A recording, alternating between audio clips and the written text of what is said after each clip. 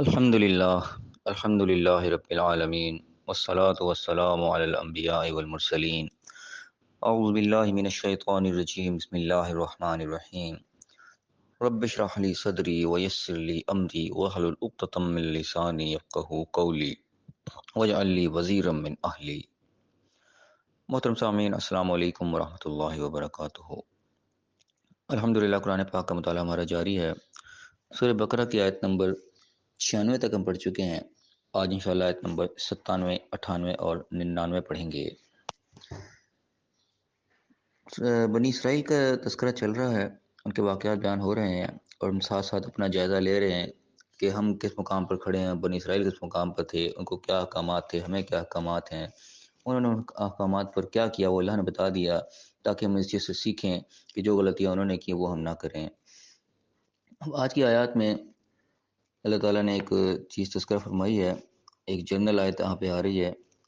اللہ تعالیٰ فرما رہا ہے اعوذ باللہ من الشیطان الرجیم بسم اللہ الرحمن الرحیم. قل کہہ دو ان سے من کان عدو لجبریل فإنہ نزلہ علی قلبک بإذن اللہ مصدقا لما بین یدیہ وہدی وبشری للمؤمنین. یہاں پہ اللہ تعالیٰ کہلوا رہا ہے ان سے کہ یہودیوں سے یہ خطاب کر کے اللہ تعالیٰ کہہ رہا ہے اس وقت کے یہودی جو موجود تھے کہ کہہ دو ان سے کہ جو جبریل کا دشمن ہوگا، جبریل علیہ السلام کا دشمن ہوگا، تو اس نے تو یہ قرآن تمہارے دل پر نازل کیا ہے، مصدقا لما بین یدیہ ہے، جو تصدیق بھی کرتا ہے اس چیز کی جو ان سے پہلے تھی، وہ ہدی و بشری للمؤمنین، ہدایت ہے اس پر، خوشخبری ہے ایمان لانے والوں کے لیے، بات کو مان جانے والوں کے لیے. اس میں ہدایات بھی ہیں اور خوشخبریاں بھی ہیں.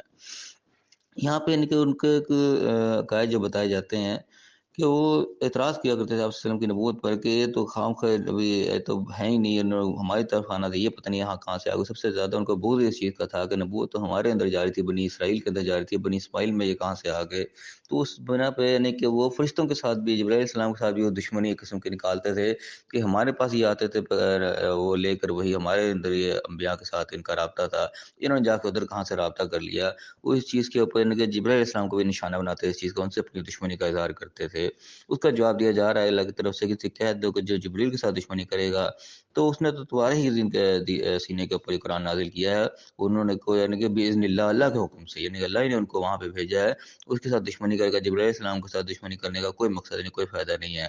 اور یہ جو قرآن نازل ہوا یہ تصدیق کرتا ہے اس چیز کی کہ جو تمہارے پاس احکامات آئے تھے اسی سے ملتے جلتے احکامات یہ بھی آئے، ایسے نئی چیز نہیں آ رہی. جو احکامات کو تم پہلے چھوڑ چکے ہو انہیں کو دوبارہ رپیٹ کیا جا رہا ہے، وہی احکامات اس میں دوبارہ نازل کیے جا رہے ہیں کہ انہیں راستوں کے اوپر آؤ جن کے اوپر تمہیں احکامات پہلے دیے گئے تھے، جو تمہاری کتابوں میں موجود ہیں. وہی اکثر احکامات جو دوبارہ رپیٹ کیے گئے ہیں. اور اسی کتاب کے اندر جو ہدایات بھی ہیں، وہ راہ ہدایت ہے اس کے اندر، کس راستے پر تم نے چلنا ہے. اور جو بات ماننے والے ہوں گے اس کے مطابق چلیں گے ان کے لیے وہ خوشخبریاں بھی ہیں، ان کے انعام و اکرام کے اللہ کے وعدے ہیں. یہ چیز ان کے اندر موجود تھی، یعنی کہ جبرائیل علیہ السلام کے ساتھ اپنا وہ بغض رکھا کرتے تھے، دشمنی رکھا کرتے تھے. اور غور کریں تو ہمارے اندر بھی اس وقت بھی کچھ ایسے یعنی کہ نادان قسم کے لوگ ہیں جو کسی حد میں یہ بھی جرم کر رہے ہیں. اور اس قسم کے لوگ ہمیں یہاں ملتے ہیں جو کہ حضرت علی کے بارے میں اس قسم کا عقیدہ رکھتے تھے کہ حضرت علی کے پاس جو ہے وہ جبرائیل علیہ السلام نے آنا تھا، وہ تو غلطی سے آپ صلی اللہ علیہ وسلم کے پاس چلے گئے. اس قسم کے جاہل لوگ ہمارے قوم کے اندر بھی موجود ہیں جو حضرت علی کو اللہ تک کہنے کے وہ چلے جاتے ہیں. وہ بھی یہ کہ الزام ایک قسم کا جبرائیل علیہ السلام کے سر تھوپتے ہیں کہ ان سے یہ غلطی ہو گئی، بھیجا تو اللہ نے حضرت علی کے پاس تھا اور چلے گئے وہ آپ علیہ الصلوۃ والسلام کے پاس. تو یہ یعنی کہ ہماری قوم بھی اس حد تک بھی یہاں کے ساتھ مشابہت کر چکی ہے کہ یہ جو اعتراض وہ کیا کرتے تھے، آج ہماری قوم کے لوگ بھی جو اپنے آپ کو مسلمان کہنے والے ہیں وہ بھی یہ اعتراض اٹھا رہے ہیں جبرائیل علیہ السلام پر کہ ان سے یہ غلطی ہو گئی، اللہ نے تو علی کے پاس بھیجا تھا اور وہ آپ علیہ الصلوۃ والسلام کے پاس چلے گئے. اس کے بعد اللہ تعالیٰ نے فرمایا کہ مزید پھر اللہ نے ایک وعید کے طور پہ اس بات کو بیان کیا یہاں پہ کہ من کان عدو للہ وملائکتہ ورسلہ وجبریل ومیکال فإن اللہ عدو للکافرین.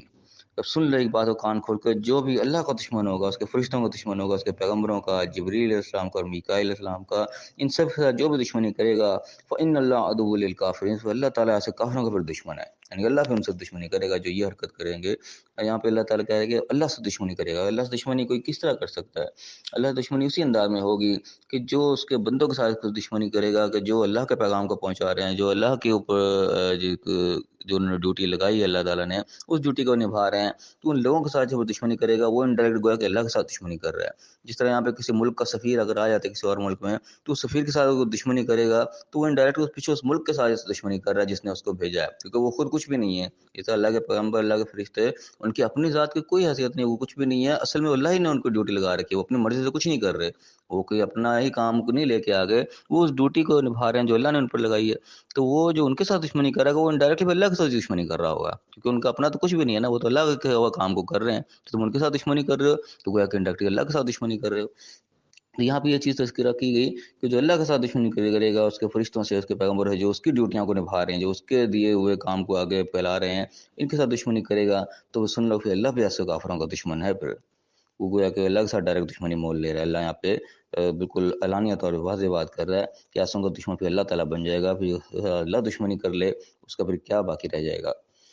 فی الحال وَلَقَدْ أَنزَلْنَا إِلَيْكَ آيَاتٍ بَيِّنَاتٍ، اور سن لو کہ ہم نے تمہاری طرف یہ آیات بالکل واضح نازل کر دی ہیں۔ وما یکفر بها الا الفاسقون، اور ان کا انکار پھر وہی لوگ کرتے ہیں کہ فاسق ہیں، پھر نافرمان ہیں، جو انہیں فرما برداری کرنی نہیں ہوتی، فرمان ان کے سامنے آ جاتا ہے، اس فرمان کو دیکھ کے وہ نہ کر جاتے ہیں، نافرمان بن جاتے ہیں، اس کے مطابق وہ عمل نہیں کرتے، وہی ان آیات کو جھٹلاتے ہیں اور اسی سے انکار کرتے ہیں۔ ورنہ آیات اتنی واضح ہیں، اللہ کی نشانیاں اتنی کھلی ہوئی ہیں کہ ان سے جو بات ماننے والا ہوگا کبھی انکار نہیں کرے گا، پھر سمجھ میں آئے گی کہ وہاں کی اللہ نے یہ بات مجھے کہی ہے، میں نے اس کو کرنا ہے۔ اگر جو نافرمان ہو جائے وہ نہیں کرنا، سمجھنا، وہ آسائنا والی بات ہوگی، ہم نے سن لیا اور نافرمانے کی نہ مانا، تو پھر ظاہر ہے وہی انکار کرے گا۔ ورنہ اللہ نے ایسی کو مبہم باتیں نہیں کی جو انسان کے سمجھ میں نہ آئیں، جو محکمات ہیں بالکل واضح ہیں۔ اور اللہ تعالیٰ نے اس بات کو بار بار دہرایا بھی کہ اللہ تعالیٰ نے قرآن کو نصیحت حاصل کرنے کے بالکل آسان نازل کیا ہے۔ جو انسان نصیحت حاصل کرنا چاہتا ہے، اپنی اصلاح کرنا چاہتا ہے، اپنے آپ کو صحیح ٹریک پہ لانا چاہتا ہے، اس کے لیے بالکل قرآن آسان اور واضح وہ احکامات جو ہیں بالکل اللہ نے بینات کی صورت میں کھول کے واضح کر کے بیان کر دی ہیں، اس میں کوئی ایسی چیز نہیں ہے۔ اور انکار پھر وہی لوگ کریں گے جو کہ ہیں ہی اس کو انکار کرنے والے اور نافرمان لوگ ہیں، جو کہا کچھ ہے اور کیا کچھ ہے، اس قسم کے لوگ انکار کرتے ہیں۔ جو فرما بردار ہوں گے، ماننے والے ہوں گے، ان کے لیے انکار کی کوئی گنجائش نہیں، ان کے لیے حق واضح ہوگا اور وہ اپنی اصلاح کرنے میں کامیاب ہوں گے۔ اللہ تعالیٰ ہمیں صحیح سمجھنے کی توفیق عطا فرمائے۔ یہ بہت ساری جو چیزیں جو ہیں وہ انہی سے متعلق بیان ہو رہی ہے، بنی اسرائیل سے جو ان کی خامیاں تھیں وہ بیان ہو رہی ہیں، کہ ہم جس کے جائزہ لیتے آ رہے ہیں کہ اکثر چیزیں وہ اکثر خامیاں ہمارے اندر آ چکی ہیں۔ اللہ تعالیٰ ہمیں چن چن کر ان خامیوں کو دور کرنے کی توفیق عطا فرمائے، اپنے آپ جو ہے مکمل اصلاح کرنے کی توفیق عطا فرمائے، اور دنیا آخرت دونوں جگہ کامیاب فرمائے۔ آمین۔ وآخر دعوانا ان الحمد للہ رب العالمین۔